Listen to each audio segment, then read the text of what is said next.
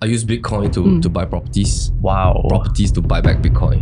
It's a very interesting cycle. I don't think I know anyone who does that. I'm not big on regret. What's the one like biggest choice that changes the trajectory? She doesn't think, no decisions were made. Just go with the flow. Whatever comes. What are your viewpoints on like the cost of living in Singapore? We're still young, right? So that also means we don't have a house. We don't have mortgage to pay. We don't have any of that yet. Actually getting the house is the challenge, because how are you going to accumulate hundreds of thousands to down pay a house right now? It's a bit more difficult. Yeah, I All think of it's my just friends are housing, facing. right? Yeah. I think it's just housing.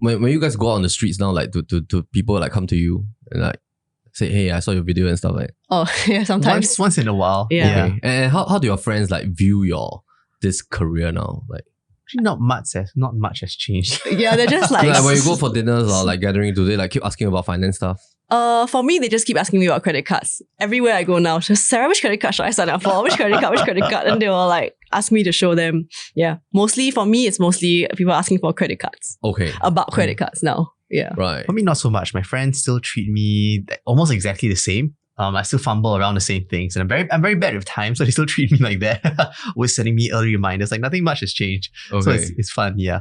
But I'm also more introverted, so I'm quite close with my very few friends.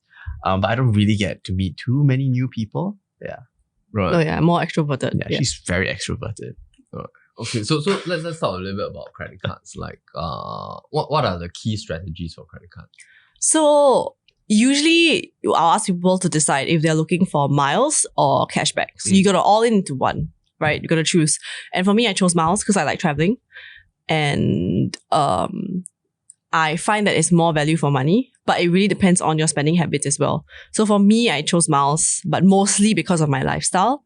And once you pick the side, if you choose miles, then you will need to figure out a few different cards that you can use. So when we look at miles, there are general spending cards, which means they are cards that probably give you about 1 mile per dollar to 1.6 miles per dollar. And there are specialized spending cards that give you about 4 to 6 mile per dollar. Mile per dollar meaning for every dollar you spend, you get that amount of miles. Yeah. So for specialized spending cards, usually it's complicated because you will need to know which type of expenses can be used on which cards, and then there are caps on particular cards. So you need to have a strategy of like a stack. And then for generalized spending cards, usually there's no limit. And they don't have specific categories that you have to spend on, but it's much lesser. As you can tell, it's like almost 4 times lesser than what you earn on specialized spending cards. So for me, I have a stack of 3 to 4 cards that all my expenses go to. So I make sure I cover all areas of expenses within those 4 cards. So I'm making 4 miles per dollar for every single purchase. Yeah. Right. Like how many cards do you own? I think I own, because I haven't cancelled them yet, maybe like 7 cards, but I use 4 cards. Consistently, yeah. My stack, I usually try to keep my stack to 3 to 4 cards. So that's also easier when I am making videos to explain to people which card to get. Right. And do you like switch cards regularly based on like the rewards and all that? I switch card based on the nerfs. So for me, I try to keep it as easy as possible. Can I say like the names of the cards? Can. Okay. So like I use the DBS Women's World card, and that I like cards like that are catch-alls. So which means that in a particular category, every single purchase you make would be counted as 4 miles per dollar. So for DBS Women's World card, it's an online catch-all. So everything you make that is tagged as online would make you 4 miles per dollar. And then another card that I use is the UOB preferred, I call it the UOB PPV card, preferred platinum or preferred something Visa. Right. And what is that used for? It's used for you put it into your phone, and then if you use Apple Pay, I think nobody uses Samsung here, so never mind. but I think Google Pay as well. Whenever you tap your phone to pay, anything that you pay using that tap function earns you 4 miles per dollar. Oh, so it's like all kinds of purchase. Yeah, so in-person catch-all. So now I have one online catch-all and one in-person catch-all, and just to be safe, because each card has a cap. So the DBS Women's World card is a 1.5k per month cap on that 4 miles per dollar. And then the UOB one has 1.1k. I have another card, which is the City Rewards card, that is also an online catch-all, except for travel. And with a pairing with this card called the Amaze card, which is actually supposed to be a foreign exchange card. It's by this brand called Instagram. So you tag the Amaze card with the City Rewards card and you pay with the Amaze card. So when you pay with the Amaze card, they change the MCC of everything that you are purchasing into an online. So because City Rewards card is an online card, when you tap your Amaze card, everything that you buy in person goes to the 4 miles per dollar. Like an online catch-all. Yeah, so it's a hack. I don't know how long this hack will last for, but yeah. And also I use that for travel. Yes. Yes. So that's a hack. And then it's a really good hack. And so those are the main cards that I use, and I like it because it's quite brainless. So anything in person, I either use my Amaze card or I use the UOB PPV card. Anything online, I use DBS. So all my subscriptions are to my DBS. Yeah. Right. So I think that's simple. I think, but this works for my lifestyle. I think it will work for most people, but there are people who are like families and they spend a lot more than me, or they have very specific spending habits that will require them to apply for different cards. And then, that's when they will ask me questions and I'll just reply them for more personalized. Right. How do you keep track of like all this stuff? Like the latest like rewards and I all follow that? Mile Lion. Mile Lion. Yeah. Have you heard of Mile Lion? No. He's like the king of credit card. Yes, the king of mile hacking credit cards. Singapore. Yes. Okay. He has a Telegram channel, so I just he's damn fast. So I'm definitely not as fast as him. Latest update. Yeah, I think all the credit card companies also, they send him like a press release and things like that, right? So he's super on the ball. So all my news I get from him. Oh. Yeah. Okay. Do you know him personally? Yes, we've met him quite a few times because of like media events and things like that. Yeah. Okay. Right. Yeah, he's so Right. And like that's for the spending for credit card. Like what is the max number of credit cards that a person can apply? I don't know. Is there a max? I don't think there's a max. And in Singapore, it doesn't really affect your credit limit either. I checked mine. Yeah. So it doesn't yeah, affect but your things score. that you will, depending on, if you apply for too many credit cards and you're not spending on them, then you might have fees that you can't waive. Because there's annual fees for most credit cards, and if you don't spend enough with the bank, I feel like they won't waive it for you. So then you are incurring additional costs for no reason. Right. Yeah. What is the best card now for dining? Dining, I use the Amaze City Rewards card. Okay. Yeah, like because anywhere you go, you can tap the card. Okay. Yeah. Right. And like so your content on credit card strategy, like do you usually like share freely like on TikTok, like all the latest cards, the tips? Yeah. It's like all free content? Yes. Okay. yes. I don't monetize that. And what's the methodology of like being a content creator and then like constantly sharing free content? Because like sometimes when people want to get into like the influencer route or the social media route and they worry about people copying them, right? Or like they worry about dishing out too much tips and stuff like that. Like, but of course now we have moved to a season. Like you mentioned, you watch Gary Vee and all that. It's always about creating volumes of content, but of course ensuring that your content is really valuable in the eyes of your audience. How do you all get past the content creation fear or mind block as a content creator? I don't think we really have any fear of people copying us, right? As in, I think because the things that we use are not things that we need to gatekeep, I guess. Yeah. Yeah. Like I also share my trading strategies online. And people can just copy it as well. Yeah.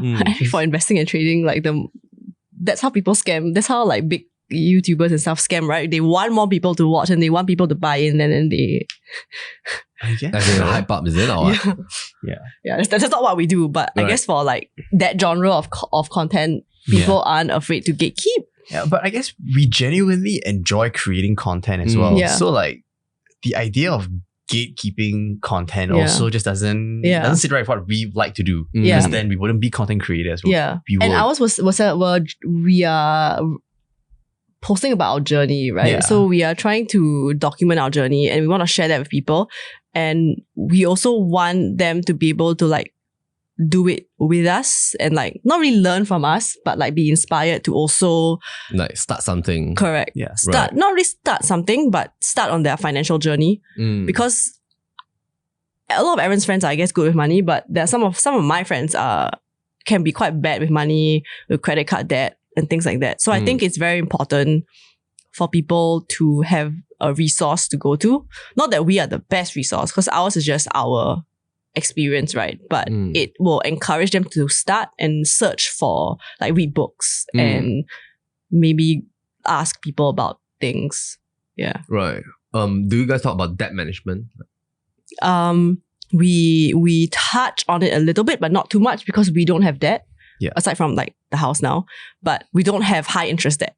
But we realize that not many Singaporeans have a lot of debt. I know some of my friends with credit card debt, but yeah, and we're very upfront with that. It's like, pay off your debt first, and also do never get a credit card debt. Never. Yeah.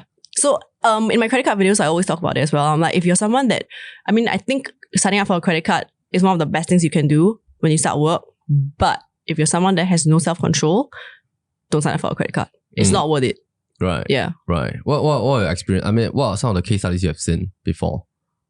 Like in terms of like debt and stuff like that. Have you seen case studies? I don't want to like She knows them too personally. I know someone who took a loan to go on a holiday, for example. Oh, okay. Yeah. So those are like That was credit. Was it credit card type? Or was it back? No, I think he also had credit card debt on top of that loan. Right. Yeah. So when I see these things, I get very worried. Of course, they're my friends, so I don't want to like nag at them too much. But now, and that was way before we started posting things online. So now that we have a platform, we would like to help encourage people not to do that, especially when they're younger. Because I think when you're younger, and if your friends are making more than you, or if there's a certain lifestyle you see online, it can be very enticing to live that lifestyle, especially if with social media, sometimes people want to seem like they are living a really good life. And it's easy to get caught in that. Right. Yeah. What are your viewpoints on, like, firstly, the cost of living in Singapore, and then of course, like now, with social media, right? Like, like whatever you see on social media, people only want the best thing on their grid.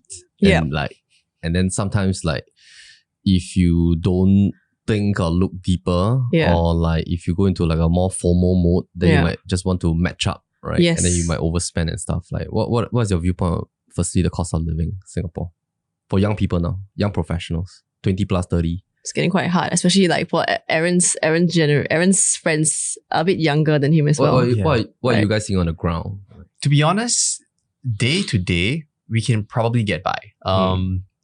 Like food is still okay. Food is, it's more expensive now, but you can still not going to kill you because we're still young, right? So that also means we don't have a house, we don't have mortgage to pay, we don't have any of that yet. So it's still manageable. But to be honest, if you were to buy a HDB and then you have your CPF, then your monthly your monthly mortgage from CPF cash, away. yeah, It's very little, it's right? very little. Yeah, so it's not going to be that bad. I don't foresee it being very bad. But actually getting the house is the challenge, because how are you going to accumulate hundreds of thousands to down pay a house right now? It's a bit more difficult. That I think is the biggest struggle that I all think of it's my just friends are housing, right? facing. Yeah. I think it's just housing. Down payment, okay. Yeah, Yeah. it's just a down payment. Right. I know there's some schemes that help. CPF grants and all. Yeah, But not enough. I think it's like 80,000. Yeah. Yeah. So, depending but on your income. Because like it requires them to work for a few years, and then HDB BTOs are 5 years. So now the young people Right. it's very difficult for them. I tried applying 7 times. Didn't get it. Wow. So How many years did you spend? We applied since 2022, I think. Yeah. Okay. For the past 2 years, we applied every single cycle. You just give up and just go for resale. Yeah, because by now, when I get my house, my kids are going to be like 3 or 4. So like what am I going to do? Like, when am I going to house my kids? Right? Yeah. Outside. Yeah. So no choice. We have to go for resale. Thankfully, there is that resale grant which I want to take advantage of. It's like that 80K grant that I can use to help offset the down payment. But again, if I'm trying to get a new resale, it's still quite difficult to save a couple $100,000 for most people in like a couple of years. Yeah. Right. And like in terms of cost of living, other than a house, like what are you guys hearing on the ground? I mean, to be honest, for me, I think, because a lot of my friends are older than me, I think about like at least 3 to 5 to 7 years older than me. So they never ever had to go through like what Aaron went through with housing and things like that. It was very easy to get a house back then. As long as you could BTO, even for resale, the down payment wasn't like this. But and a lot of my friends, I think, financially and professionally, they're doing quite well, fortunately. So I haven't heard that much when it comes to my friends. Right. Yeah, I think it's still all right for them. Yeah, everyone's managing pretty well. Right. I think I hear more complaints from Aaron's, like, people of Aaron's age, and because a lot of my friends are older than me, and he's 3 years younger than me, right? And most of his friends are younger than him, so there's quite a big like disparity there. So I think people who are older millennials, which are most of my friends, like mid to older millennials, they seem to be doing okay. But the older Gen Zs seem to be struggling quite a bit. Yeah, we just don't know what to do now. Like, I guess we just don't get houses, right? I mean, we can't afford it. Yeah. Otherwise, we just keep balloting for the BTO. But if we're already at like a stage where we want to get a house, and then like we still have to wait 3 to 4 years. So what do we do? I think that's more of the challenge. Like, if we BTO, to be honest, settle. Like, it's not that far out of reach. I think the challenge also is that because some of my friends are business owners, challenge is also keeping up with pay, right? So for Gen Zs, they are coming in with a starting salary that's much higher, and it's also difficult for small businesses in Singapore to accommodate to that because they are like bottom, like their revenue isn't increasing as much with inflation and everything, but then the younger people coming in require more money to live. So I think that's where the struggle is. It's harder to hire Gen Zs now because they are expensive versus like the people who have already been working. And the thing is that like their starting salary would have been my salary like 4 or 5 years down the road, or like at least 2 or 3 years. And then if you hire someone with 2 to 3 years of experience, they bring a lot more to the table than a Gen Z. So I think it's like a fresh graduate, not Gen Z, sorry. Fresh graduate. Yeah. Is that what your friends are telling you? Like, yes. Right. Yeah. So it's getting a lot higher to keep up with the increasing salary. Yes. Right. And like and even like family business as well, right? Like we also see that wages are increasing. I mean, there are a lot of people looking for jobs, but whether we can pay their salaries, a different thing. Yeah. Right. And like, that's a very interesting topic. We'll come back to that later. Let's talk about housing. Like, what are your friends talking about, like, on the ground? Like, okay, are they like largely planning to get married, or like?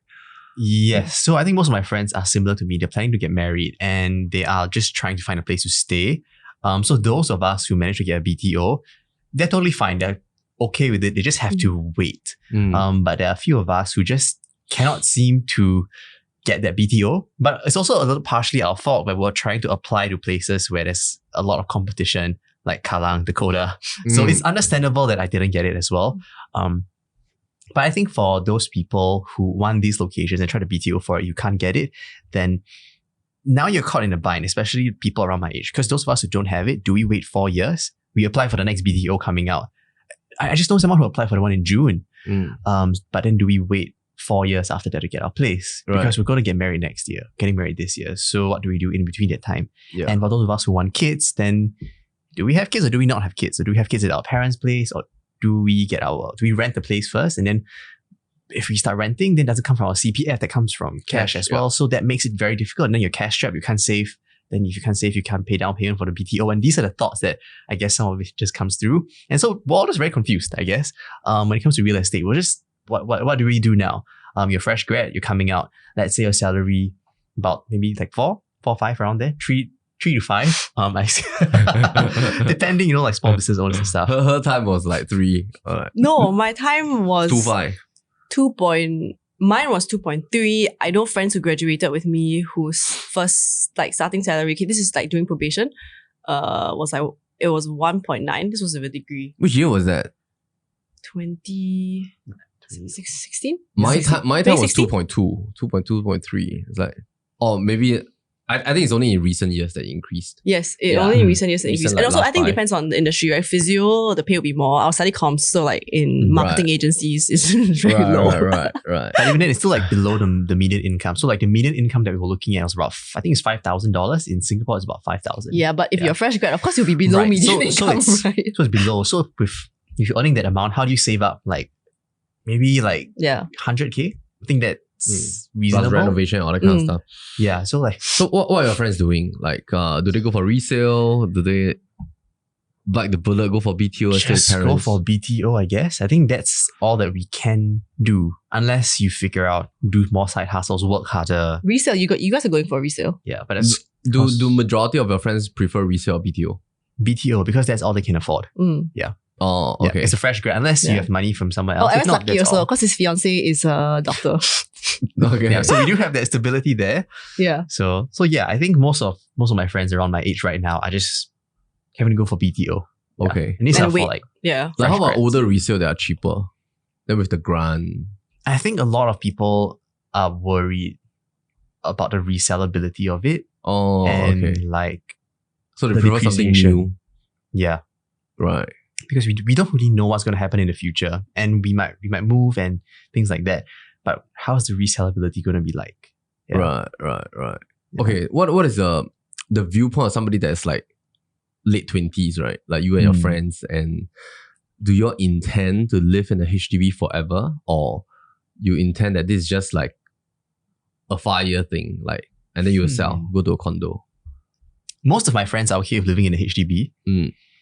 Personally, for me, sorry, I'm also okay with living in a HDB. The And reason as for in, that like, do you all is- see it as an investment vehicle, that to bridge to the next property, or Oh, that. See, so I honestly am not too sure about that. So with all the cooling measures coming along, I feel like we're getting it the worst. With all the cooling measures coming along, I feel that I won't be able to profit from it in the future. But because the cooling measures just started, which means I'm also buying it right at the top.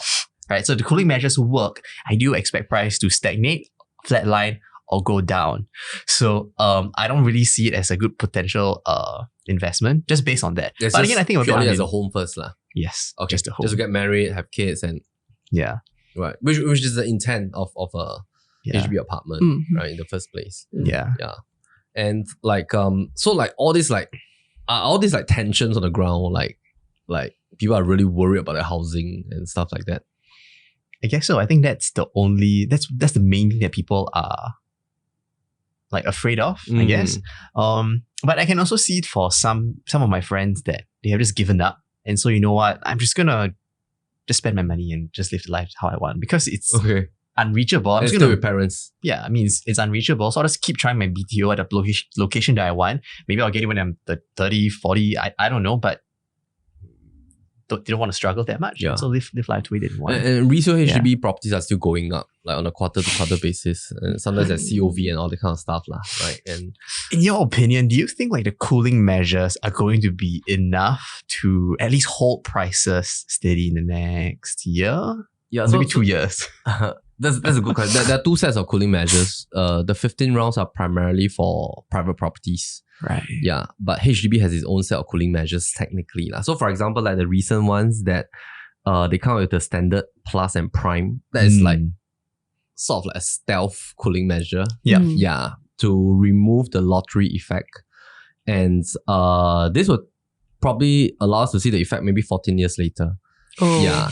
But now it's like, even for BTOs, it's very hard to hit the lottery effect because the standard one, you have an MOP period of 5 years, but those are not near to the MRT. Yeah. Yeah. Then if you go for plus and prime, near the MRT, but you have to stay for 10 years. And after that, so 4 years construction plus 10, 14 years of your life. So if you're 28 plus 14, you'll be 42 when you can sell. Right. And when you sell, you have to pay back a profit premium. And if you're on prime, you can only sell to people with income Yeah, certain cap of, I think 14,000 as well. Yes. Yeah. So that's why I'm not looking at it as an investment because I don't potentially see that being the case But the anymore, even government with also BTO. doesn't want people to look at They don't want BTOs it as to, an they don't want investment, it right? to be like a speculative kind of Yeah. thing. It's really for stay. lah. Staying, yeah. yeah. And Keep people off the streets. of course our HDB properties are beautiful as well. They Yeah, look they are. good. Yeah. But I think there's always resale options plus the grant, because technically, like, if you buy something at 600,000, if you qualify for 100K grant, you are buying it at about 500,000, because 100,000 gets credited to your CPF account, and you can re-churn that for your next property. Right, Yeah. so the property that I'm looking for is under the old scheme. So once the MOP is done, I can easily resell it in the future as well. And which is why I think it's going to be sold at a premium, because it's going to be a new block that's built opposite. It's probably going to be like a Plus or a Prime. Which location is that? Bedok South. Oh. Yeah. So it's Trying just to keep. keep that location. Don't bid for it. Okay. But yeah, so So you're going for like a newly MOP resale flat lah. yes. Okay. And so Because that it's close might to still, home. Yeah. Right. That's the main reason why he chose that place. And so that might still have potential to appreciate and be able to resell much easier in the future at a higher price as well, because it's right beside the MRT as well. Right, but I think you guys are safe in the sense that because you have your own set of investments that is like fighting inflation. So Right. it's like, Actually, I'm curious, do you invest in stocks and like all these other equities and stuff apart from real estate? yeah, I'm very heavy into real estate. But I'm also quite heavy into Bitcoin. No. Yeah. So Interesting. for me, it's like just these two only. Just these two. I used to okay. do equities, But back not then. anymore. Not anymore. US stocks. Then I sold everything. Yeah. Right. So I use Bitcoin to buy properties. Then I also use Wow. properties to buy back Bitcoin. It's a very interesting cycle. I don't think I know anyone who does that. As in you sell your Bitcoin to buy Yeah, so I property, sold not some- not using I sold Bitcoin some- directly, right? So is I sold this some new tech? back in like 2022. I sold a bit Oh, for a okay. down payment for an investment property. Then because property you can extract equity Yep. once it appreciates. So I extract equity to buy back Bitcoin as well. Mm. Yeah. So I use that technique lah. Yeah, in a sense. So I view it as like a store of value, but I've been studying it for like 4 years. Yeah, so I dollar cost average. I use it as like a bit like my bank account. So if I need funds, then I Wow. sell a bit. Yeah. So to me it's like gold lah, but it's very liquid. It's liquid gold. And of course, because it's a fixed quantity, 21 million, and of course now US, they already classify it as a property. It's not a stock. It's not it's not like equity anymore. Yep. Right. So it's a property classification. Because in US, if you sell Bitcoin, you have to pay tax, right? So on your profit. So to me, I use that strategy. I believe that in future, what's going to happen is that this will be the accelerating kind of like inflation fighting mechanism to help people to accelerate for your down payment for real estate. Because the traditional property investor mindset is that last time, like all my investors for the last 17 years, wherever they make money from equities, they will try to see where they can catch the top if they can. They will extract their margin and use that margin to buy real estate. So there's always a flow of like liquid to store of value. Yeah. And they see real estate as a store of value. Yeah. Then my investors, they always, once the property appreciate, they extract equity without selling the property. Because you can do equity term loan. They extract out, then they go back to equities. Yeah. So Right. that's what they usually do. Yeah. That's Oh, for so the property interesting. play. Yeah. Wow, I never knew that people would actually do this with cryptocurrencies as well and Bitcoin Yeah, as well. but I don't buy other stuff. Like I don't buy Ethereum and all that, because like to me, those are controlled by people. Yeah. Yeah, because Right. there's a CEO of that cryptocurrency. Yeah. But Bitcoin, basically the code is shared with the world. There's nobody controlling it technically. Right. But it's quite volatile, right, compared to real estate. So how do you, if you bought it at 60K a few months ago and then you need to liquidate it now for property? Yeah. So to me, I DCA, right? So of course, when it comes down, I buy a little bit more. Then I view it more like a bank account. Right. Yeah, so it's like the concept is like I buy and I will never sell. I only sell if I need to monetize, to use it for something else. Yeah. So for example, if I need to buy a property, or example, I need to buy a car for my mom, example, then I just sell a bit. Then, so that's the concept. That I have. Yeah, other than that, I got I don't touch equities right now because I got no time to monitor. Right. Yeah, but of course, like people will tell me like, oh, Nvidia is like doing so well and all that. I miss everything, right? Yeah. Yeah, I just don't have the time. So I look at real estate quite a fair bit. Yeah. I look at Bitcoin quite a fair bit as well. Yeah. Real estate in Singapore has been doing absolutely well the past few years. Yeah. So like, but of course, like sometimes we're also worried for the next gen. I mean, I got 4 kids. I worry for the next gen because the prices in future is going to be an amount that is very hard for like people to really afford. When we talk about like private properties lah. Yeah. But HDBs, I think our government is still doing a good job. So it will still be a first bridge. Yeah. Maybe talk about like your future plans for your channel and also like what are your big plans for your business? Other than you guys recently started an agency and all that, like the agency one is more. I don't think we were planning to focus a lot of time and energy on it. It's more right now for clients that close to you, are very close to us.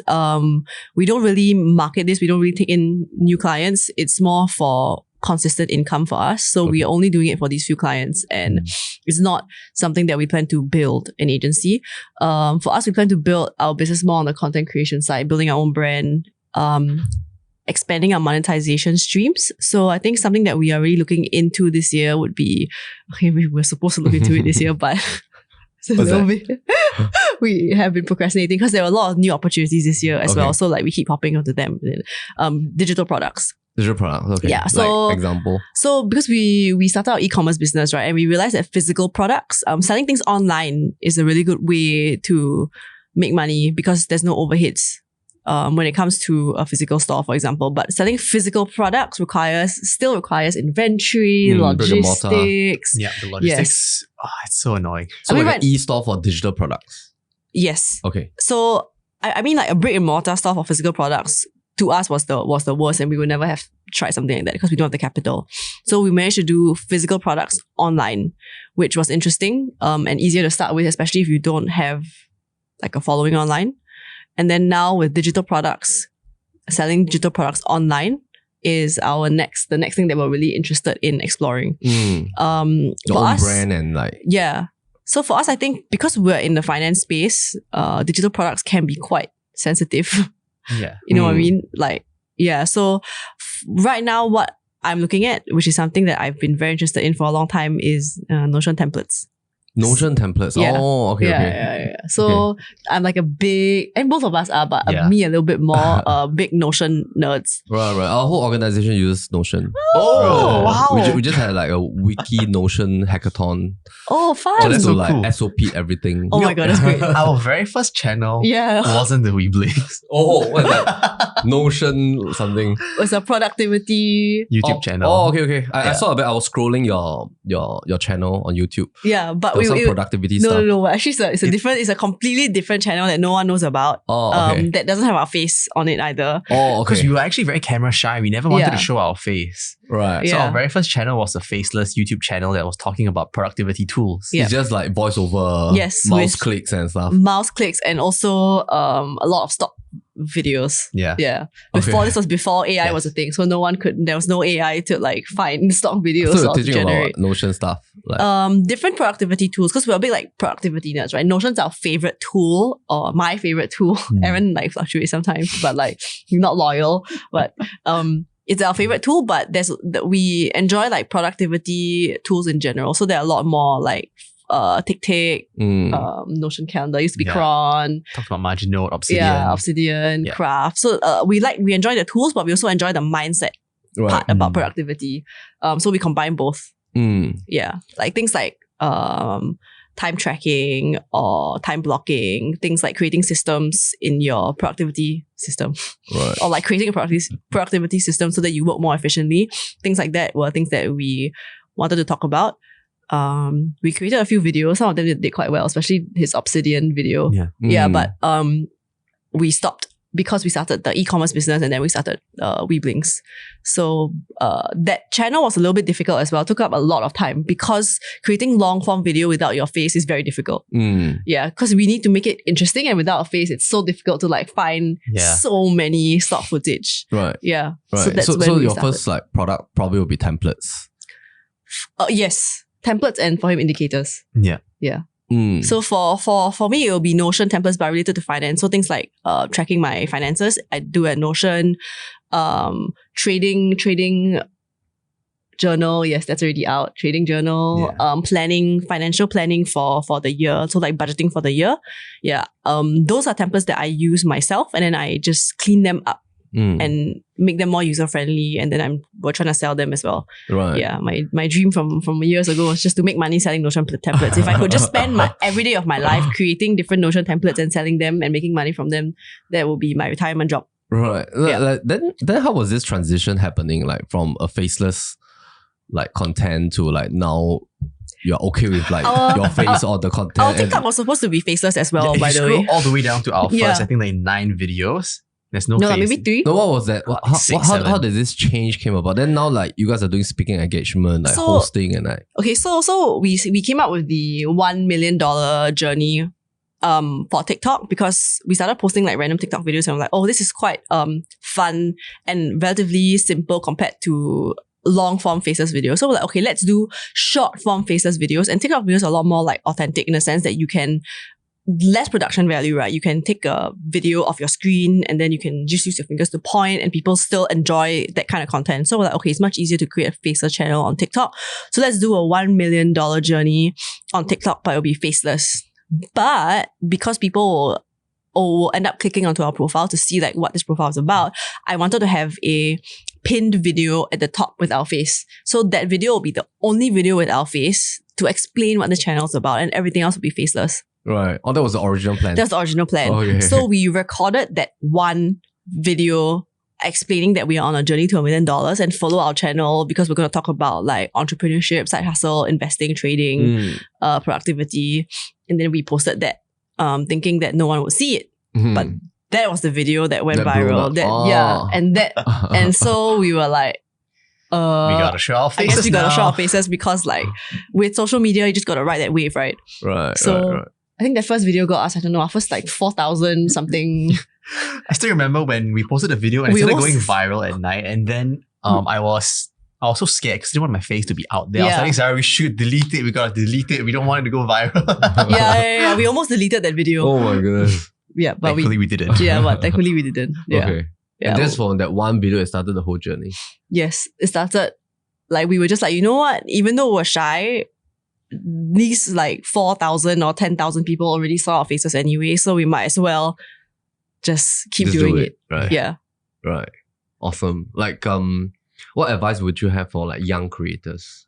Maybe as a last question before we go into our Candor Cards. Like young creators who aspire to be like yourself, to create content. Just do it. Like just start and don't be afraid of what people think, I guess. For us, I mean, it's easier said than done. We were both very scared, but I think the fact that we were doing it together as siblings made it a lot easier. Yeah. And also, we have amnesia when it comes to to negative comments. So don't let the negative comments get to you. It's not that we get a lot. I think people are very scared of TikTok because I think a lot of the friends that we have or other content creators who are not creating on TikTok, they are very afraid of TikTok because they say that apparently TikTok's the most toxic or whatever. But for some reason, we don't feel that way. Yeah. And whenever... It's usually positive for us. Yeah. And whenever anyone comments something stupid, we just forget. We legitimately forget that comment exists. And that's how we just continue. Okay. Yeah. Awesome. Yeah. Thanks for coming for our NOTG podcast. And usually when we do thanks for the having ending us. part, we would like to play like some card games with you guys. So these are our Candor Cards. We have a deck of 100 cards. It came from our 100 teammates. Oh. So every teammate contributed a question. Wow. Yeah. So blue stands for work. Pink is relationship. This is personal question. Then black. Oh, there's no black. Okay, black is supposed to be a bonus. Okay. So let's do 2 questions, one each. You can just select any color that you want. So we don't look We don't which look right. question. We don't know which cards. So 1 card each, is it? Or 2 cards each? 1 card each. 1 card each. Yeah. All right. Okay. All right. What do you get? Personal. Oh, we both got personal. Okay, come on. Maybe everyone go first. We have a question. All right, question. What do you need right now more than anything? Down payment. Money for the down payment for my house. Okay, something else. What do I need now more than anything? Oh, Money. this is such a tough question. 100,000 followers on TikTok. What do I need now? I feel like The new iPad Pro. no, Sarah. I want a Vision Pro. Oh, right. If it's something that I need, I think I need to figure out for myself how I want my future life to really look like. I think I kind of get a rough gist of it, and I want family and stuff like that, but it's still all very vague. And I think right now I need to figure out what I want in the future more precisely so that I can work towards it. Because right now I feel like I'm working towards it, but it's very in a very broad direction, but not specific enough. And if I feel that it is more specific, then it will be much easier for me to achieve it in the future. Yeah. Do you think about your future a lot? He thinks about it every day. Aaron is like a worry wart. Like Yes, I am. He loves like. Are you more like your mom or your dad? Mom. More like my mom. And she's more like my dad. Yeah. Right. She doesn't worry at all. She has no idea what she's going to do later as well, or plan, or anything. Chill. Which is a very So good you're combination. a checklist person. Yes. And I find that, okay, the reason why I need a checklist is because that calms my anxiety. I think that to a large extent, I can get quite anxious very easily. One way that I have learned to stop myself from being too anxious is to have a checklist, a direction. And when I have the checklist and direction settled, then it's a lot easier for me to just work and be good at my craft and just like pursue what I want to pursue. But he's also instead of learned to worrying. go a little bit more of the flow. Yes, that's thanks to her. Right. Yeah, because she doesn't plan anything, but somehow I realized Like that spontaneous. Life just works out. Yeah, life just works out. I think one good thing that I have that I can draw from my sister's experience is that life just works out. Life flows. Life happens. Because I do have plans, but my plans are very vague and very Are you the type that goes non-specific. on trips without agenda? Oh yes, I cannot go on trips with agenda. I'm very angry. I'll be very angry. I just planned my Melbourne trip. I have a plan for Yeah, playbook every single stuff. hour. The driving is settled, like how long it takes to drive, the checkout period, what dinner am I going to have, how far it is to the dinner, what time to sleep, what time to... I'll kill myself. I hate people telling me what time to sleep, what time to wake up. Right. Yeah. So you think about your future like almost every day? every hour. I wouldn't say every every minute. day. Do It's you not discuss every it day. with your fiance? Yeah, I try to. But maybe not too much because I don't want to add that anxiety onto her. She's as well. also like higher in anxiety. Yeah, so I don't want to add that anxiety to her. So it's more of how I reminisce on it and how I plan to tackle myself in the way that I guess work on my own mental health, I guess. Yeah, and how I pursue that direction. Right. Awesome. Thanks for sharing. Trying to find a balance, I guess. Yeah. Because when he plans too much, he becomes too worried. Like, I think there was one period of time in like uni where he was too specific with his plans, and then they kept changing every week Oh. or every month. Right. Yeah, because you can't really predict the future. Yes, that's Yeah. what you've learned, right? Yes, because of her. So That's thankful good, for man. that. That's awesome. Tag team. Yeah. Thanks for sharing. Yeah. Thanks for sharing. What's your question? Mine is, looking back, are you satisfied with the choices you've made in life? And I would say yes. I'm not big on regret. What's the one like biggest choice that changes the trajectory? She doesn't think that no decisions were made. Just go with the flow. Whatever comes. Every day is a choice. Let me think. Obviously the biggest thing in my life right now that has changed my life a lot is starting the Weeblings. But I don't think it was a choice I made. It just kind of happened. Choice. Relationship choice. That's it. Well, that's basically the only choices I ever had to make is relationship, right? Because for work, I feel like it's all like opportunities that come, and then I usually just take all of them and see which one works out, and then like drop them off along the way. Because with work and opportunities, opportunities that come from work, I feel like you could always take a few and explore and then see which one works, right? Yeah. So the only choice I ever had to make was whether to break up or not. which I do not regret. That's it. Yeah. Okay. I think, right? Yes, actually, I think you know me so well, right? I think is that's there the any- most difficult choice she's ever made because she would talk to me about it for like 2 months straight. Okay. Yeah. Right. Was it like consuming a lot of energy? Not really. Completely heartless. Oh. Okay. Not heartless. Completely It was heartless. consuming a lot of energy. I could still put energy Like mental into energy. like It was no big deal to her at all. Just like a job. Just like a job. yeah, Okay. I think that's probably the biggest choice. I don't think it was consuming a lot of my energy. I think it just took a long time for me to decide because it would have changed the trajectory of my life. Yeah. Like all areas of her life. I think so. Yeah. I don't know Yeah, if I I would agree. even be doing this. Oh. Yeah. If I was still with that person. Yeah.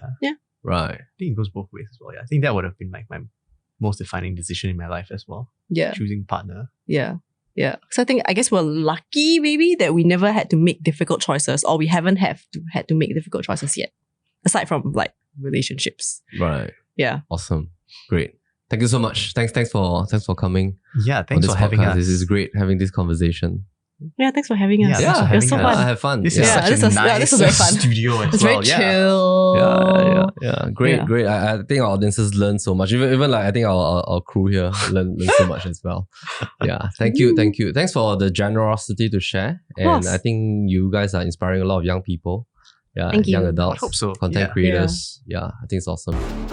No, we always joke like the Murphy's Law. It's like, hey, what if one day after 2 hours we've got to press or on the way up SD card we fall down, drop into the water. Oh, just yesterday we're shooting for our client, right? And the microphone like broke midway, but we didn't know because it was lavalier mic.